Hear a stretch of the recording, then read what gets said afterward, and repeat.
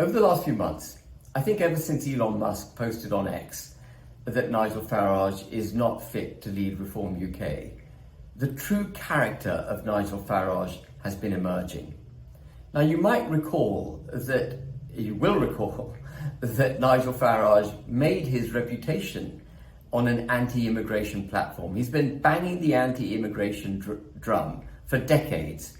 Yet, over the last few months, he has come out repeatedly against the deportation of all people who've entered this country illegally. He has said on the record repeatedly that that is too difficult a task to be undertaken. He is prepared, notwithstanding his previous anti-immigration rhetoric, to allow 1.2 million people to stay in the United Kingdom. 1.2 million people, as he would have said in the past, about whom we know nothing, who have already proven their criminality because they've entered the country illegally, who could pose a significant threat to civil society in this country. He would not deport them. Oh, he's umming and ahhing a bit about that now, but only because of the pressure brought to bear by Rupert Lowe, myself and others.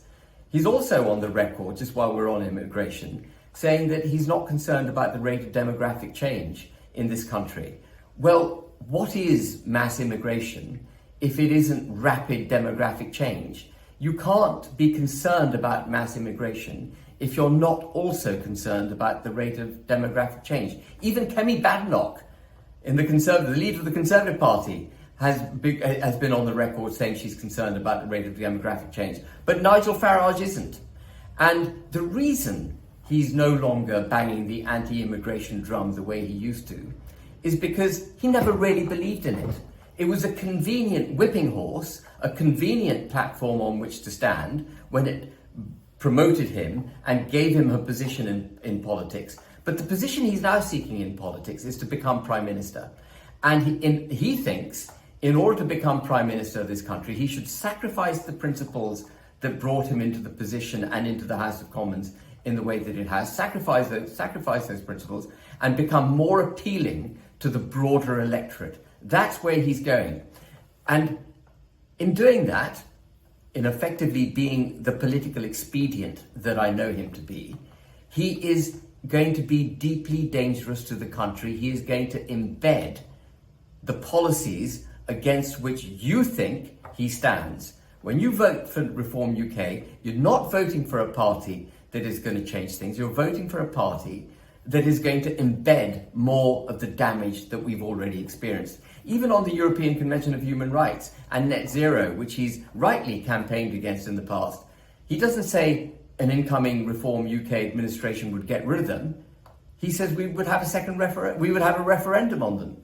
Not a second referendum, forgive me, a referendum on them. We don't need another referendum on these issues. There was no referendum to bring in the ECHR or bring in our commitment to net zero. They were brought in without the consent of the people, and they should be removed without going to the people for their consent.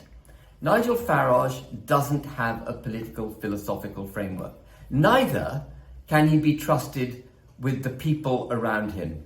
All he wants is sycophants. So, for example, all the great people that put Reform UK on the map, dozens of those great people have been systematically set aside by Zia Youssef and Nigel Farage after they took control of Reform UK. Dozens and dozens of them either forced to resign or sacked. And on the way out, they've been vilified by the party. It wasn't sufficient to get rid of them. They've been attacked by the party. And of course, no better example than Rupert Lowe, who had a vexatious complaint made, in my view, vexatious complaint made against him by Zia Youssef, alleging that Rupert Lowe had said something verbally threatening months ago.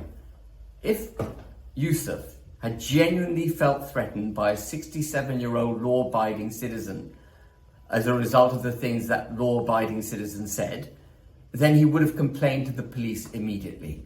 The point is, they set out to rubbish Rupert Lowe once they decided to get rid of Rupert Lowe. In my view, one of the best parliamentarians in the Commons. And it doesn't stop there when it comes to the treatment of people. You need to look carefully at the people Farage is taking on in reform. They're not people who believe in the United Kingdom, an independent, sovereign United Kingdom with strong borders. For goodness sake, one of the candidates put forward was a guy called Charlie Mullins, who you might recall was no jab, no job Charlie Mullins, absolute Ramona. And on the day that he declared that Nigel Farage was going to make him a candidate as a councillor, he also reaffirmed his commitment to the EU. He said if there was a second referendum on the EU, he'd vote to remain. The whole point about Reform UK was to get out of the international liberal global order and to bring power back to the UK. How is it that they could be putting candidates forward that believe in that liberal global order? The same goes for Nick Candy, the Treasurer, who on the day of being appointed as Treasurer of Reform UK was published, or there was an article published in the Sunday Times in which he was singing the praises of Tony Blair and Peter Mandelson. Even Nigel Farage has sung the praise of Tony Blair. During the lockdowns, he was saying Tony Blair, the great statesman Tony Blair, should be put in charge of dispensing vaccinations. Tony Blair was the father, the father, and put in the foundations of the legislation that has so deeply damaged the United Kingdom and its constitutional framework. We wouldn't be in the trouble that we're in now as a country if it wasn't for Tony Blair.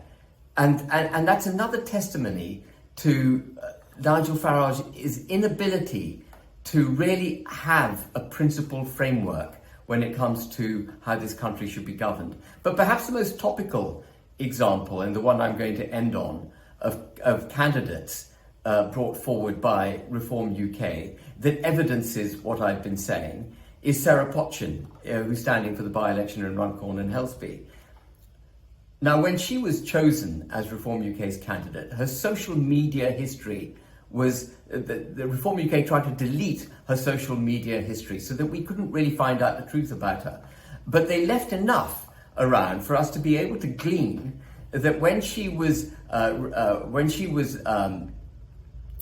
responsible for Cheshire East, she was welcoming Syrian and Afghan refugees, illegal migrants, to settle in her constituency. She attended transgender events where I believe children were present. How is that consistent with the kind of change of governance that we need in this country? In addition, she was thrown out of the Conservative Party and thrown out of Labour Independent. Set aside a moment the fact that she was thrown out of these two parties. She went from being Conservative effectively to being Labour and now Reform. She too doesn't have any kind of principle when it comes to politics and her philosophy of how the country should be run. Farage has hollowed out the ideological foundations of Reform UK. He has moulded it into himself, which is ultimately political expediency, I think at any cost. And so when people say, please vote Reform UK on the 1st of May, because even if you don't like Nigel Farage, even if you think Reform UK can't deliver, do not endorse the Conservatives or Labour, I say that's wrong. Reform UK is just another form of the Conservative Party and the Labour Party now. It offers no change. It offers no rescue. It offers no redemption to the British people. Do not vote Reform UK on the 1st of May. What I would say is if you've got a good local candidate, or frankly, if you've got a good Conservative Party candidate, vote for them.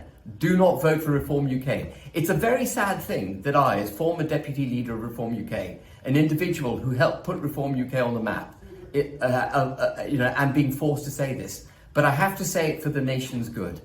I have to say it for the nation's good. Do not vote Reform UK on the 1st of May.